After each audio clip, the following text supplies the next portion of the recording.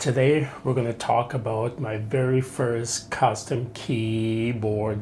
I have always wanted my very first custom keyboard, but I didn't know where to start. But with so much information out there, it was going to be a long journey and a very long process. So then I had to research for days upon days to figure out what would work for me, searching for anything I could find on the old interweb. First of all, I had to figure out what the purpose was of this custom keyboard. If I'm going to be doing gaming, production, or just general usage. So I went for gaming as that's what I want. Then I have to figure out the size of the board, if it's going to be a 60%, 65%, all the way up to a whooping 100%. Then the theme, and as part of that theme, which color and keycaps, and then the body, which body to use. Should I go with a metal one or a plastic one? Which switches should I use, as there are hundreds out there? And finally, price-wise, as they can be very expensive. Once I had all that figured out, I can start shopping. So I want a good keyboard, but not overpriced in my opinion. Here we have the body, which is a GMK67. That is a 65% mechanical keyboard. The specs of the board are 325 times 120 times 30 millimeters, weighing in at 651 grams. 66 keys with one multi-function knob.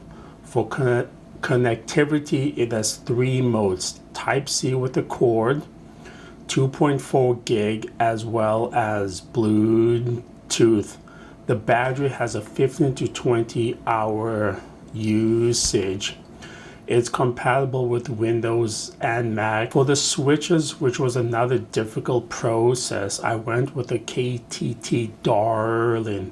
They are a linear 5-pin factory looped, which is great for gaming, which requires less force to press, making it much faster than tactile switches. Now that we got the 2 hardest parts done, we can work on the theme. Since turquoise is my color theme this year, I went with white and turquoise keycaps and an odd green one that has a made-believe, subtle yet elegant and beautiful. These keys are just generic ones I got off Amazon. After the order was placed, it was around 275 Canadian, which is expensive but not as much as some custom keyboards out there. It is a great looking keyboard for my beginner journey into custom keyboards. Let's hear what the KTT Darling switches sound like.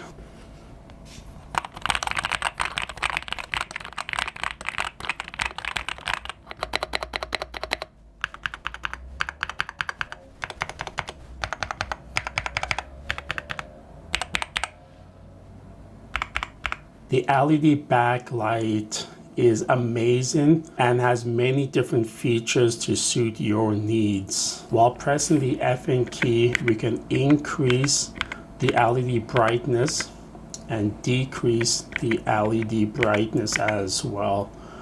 We can also change the color while pressing the FN key for left or right direction. The LEDs don't shine through the keys, but are there as a background. The body is pretty firm and not as weak as some others I have played with. Overall, I really like and enjoy playing games and normal usage on this keyboard. Let me know what switches you guys use and could recommend for my next custom keyboard build. Until then, thanks everyone for watching the video.